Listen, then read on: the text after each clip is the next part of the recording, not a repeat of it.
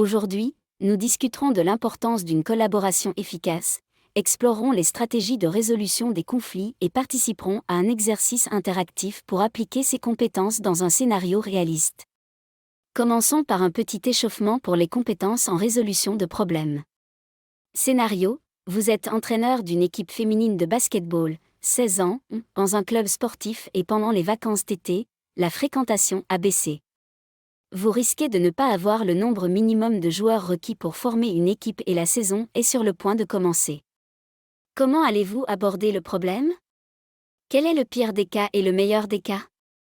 Une collaboration efficace est cruciale en la gestion du sport, car elle améliore la prise de décision, renforce l'innovation et la performance et favorise un sentiment d'unité vers la réalisation d'objectifs communs. Lorsque les équipes travaillent ensemble efficacement, elles peuvent relever des défis complexes et atteindre des niveaux de réussite plus élevés. Mettez la vidéo en pause ici et prenez 5 à 10 minutes pour énumérer les solutions potentielles aux problèmes. Comprendre les conflits est essentiel, car ils font naturellement partie de toute équipe et organisation. Les conflits peuvent naître de différences d'opinion, d'objectifs ou de dynamiques interpersonnelles. Résoudre efficacement ces conflits est essentiel au maintien d'un environnement positif et productif. Il existe diverses stratégies pour résoudre les conflits, notamment la négociation, le compromis et la collaboration. Le choix de la stratégie dépend de la nature et de la gravité du conflit. Par exemple, la négociation peut être utilisée pour parvenir à un accord mutuellement avantageux, tandis que la collaboration se concentre sur la collaboration pour trouver une solution gagnant-gagnant. Maintenant, mettons ces concepts en pratique avec un atelier sur les compétences en communication. L'exercice suivant vous mettra au défi d'appliquer vos compétences en résolution de problèmes, de négociation et de résolution de conflits dans un scénario réaliste de gestion sportive. Vous êtes le gestionnaire d'une installation sportive qui accueille divers événements sportifs, notamment des ligues et des tournois locaux. L'installation est très demandée et plusieurs organisateurs d'événements se disputent les dates de réservation. Actuellement, vous êtes confronté à un conflit d'horaire qui doit être résolu. Scénario: 2 organisateurs d'événements de premier plan ont demandé à réserver votre installation pour leur tournoi le même week-end. Voici les détails. Événement A: un prestigieux tournoi régional de football pour les jeunes avec une fréquentation attendue de plus de 2000 spectateurs et 400 participants. Cet événement génère des revenus importants et bénéficie d'un partenariat de longue date avec votre établissement.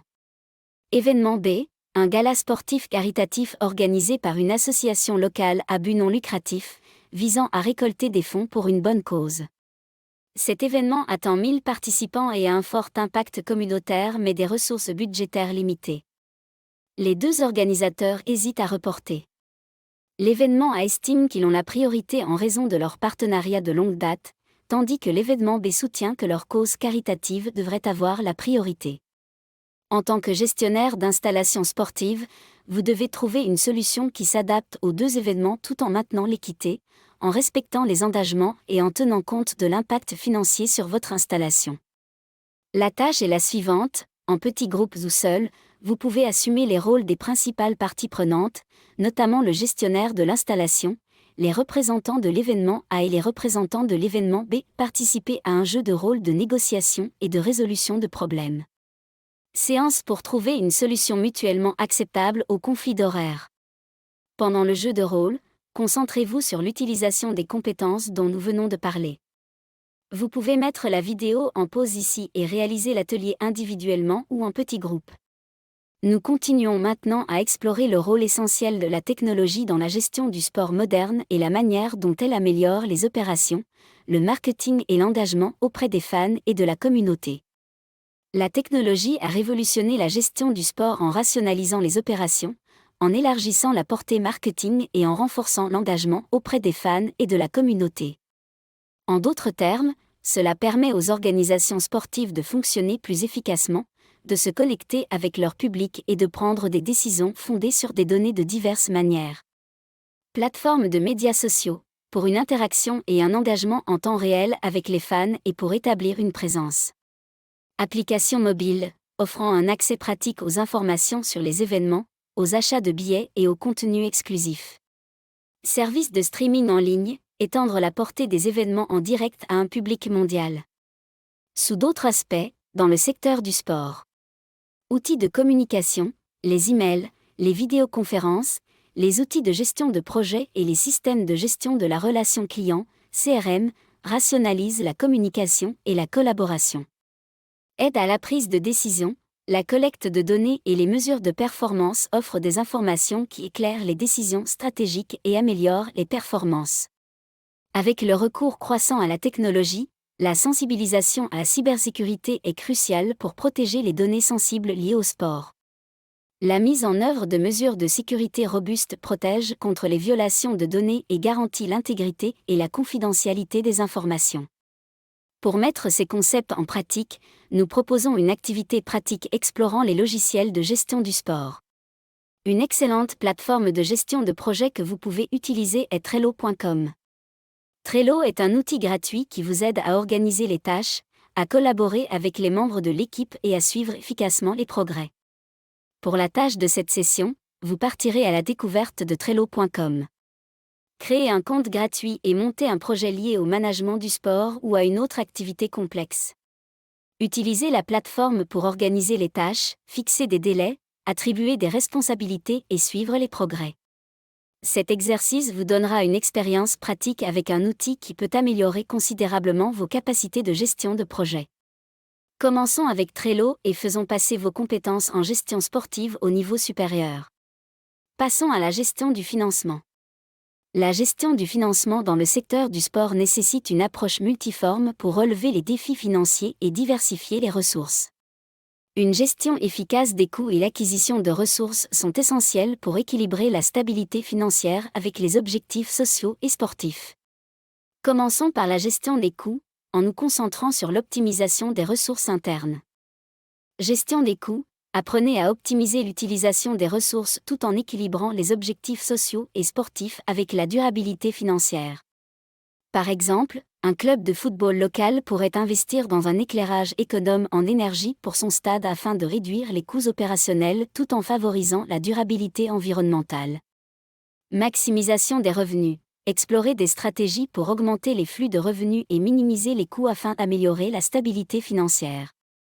Par exemple, un centre sportif communautaire pourrait introduire des niveaux d'adhésion, offrant des services haut de gamme à des tarifs plus élevés, tout en négociant de meilleures offres avec les fournisseurs pour réduire les coûts d'équipement. Discutons ensuite de l'acquisition de ressources externes pour compléter le financement interne. Collecte de fonds. Exploiter diverses méthodes de collecte de fonds telles que le financement participatif, les fonds sportifs de l'UE, le microcrédit, le parrainage et les campagnes de dons. Un exemple pratique est celui d'une ligue de basketball pour jeunes qui utilise des plateformes de financement participatif pour collecter des fonds pour acheter de nouveaux uniformes et équipements, impliquant ainsi la communauté et les entreprises locales dans le processus. Fonds publics. Comprendre comment accéder au financement public et tirer parti du soutien du gouvernement aux initiatives sportives. Par exemple, une association régionale d'athlétisme pourrait solliciter des subventions auprès des programmes gouvernementaux de développement du sport pour construire de nouvelles installations d'entraînement ou accueillir des tournois à grande échelle. En conclusion, la gestion du financement dans le secteur du sport nécessite une approche équilibrée pour garantir la stabilité financière tout en atteignant les objectifs sociaux. En utilisant des stratégies de gestion des coûts, en s'engageant dans une collecte de fonds efficace et en accédant au financement public, les organisations sportives peuvent obtenir les ressources nécessaires à leur succès. Ces sujets seront approfondis dans les modules 4 et 5. Nous allons maintenant aborder les éléments essentiels de la gestion de projet et comment ils peuvent être appliqués au contexte du sport. La conception de projet est la base d'une gestion de projet réussie. Cela implique de fixer des objectifs clairs, de définir la portée et d'identifier les principales parties prenantes. Par exemple, lorsque vous planifiez un tournoi sportif régional, vos objectifs peuvent inclure l'augmentation de la participation communautaire et la promotion des talents locaux, tandis que les parties prenantes peuvent inclure les sponsors, le gouvernement local et les participants. Une autre approche pour faciliter la gestion de projet est la théorie du changement, qui permet d'aligner les activités du projet sur les résultats souhaités. Cela implique de définir les étapes nécessaires pour atteindre vos objectifs et d'identifier les hypothèses derrière chaque étape. Dans le domaine du sport, cela pourrait impliquer de lier la participation accrue des jeunes à des programmes sportifs à des bénéfices à long terme pour la santé et à la cohésion communautaire. Une structure de répartition du travail divise un projet en tâches gérables, ce qui facilite sa planification et son exécution. Par exemple, l'organisation d'un marathon urbain peut inclure des tâches telles que la planification d'itinéraires, la coordination des bénévoles, le marketing et la logistique du jour de l'événement. Un diagramme de Gantt est un outil de planification de projet qui représente visuellement les délais et les dépendances du projet. Il vous aide à suivre les progrès et à garantir que les tâches sont terminées à temps. Par exemple, lors de la préparation d'un gala sportif, un diagramme de Gantt peut vous aider à planifier des étapes telles que la sécurisation d'un lieu, le marketing, la vente de billets et les préparatifs finaux. Une gestion budgétaire efficace est cruciale pour tout projet. Cela implique une planification, un suivi et une allocation de ressources minutieux. Dans le contexte du sport, la gestion du budget d'un camp d'entraînement pour jeunes comprendrait l'estimation des coûts des installations, de l'équipement, du personnel et des activités, ainsi que le suivi des dépenses pour respecter le budget. La gestion du cycle de projet, PCM, comprend plusieurs phases: identification, conception, évaluation, mise en œuvre, suivi et évaluation, achèvement et clôture, et suivi. Chaque phase est essentielle à la réussite globale du projet. Par exemple, pendant la phase de mise en œuvre d'un programme sportif communautaire, vous réaliserez les activités planifiées et surveillerez régulièrement les progrès pour vous assurer que les objectifs sont atteints. Lorsque vous organisez un événement sportif, tel qu'un tournoi de football local, vous devez prendre en compte la logistique, la gestion des participants, le marketing et l'évaluation post-événement pour mesurer l'impact et recueillir les commentaires. En conclusion, la maîtrise des compétences en gestion de projet est essentielle pour mener à bien des initiatives sportives.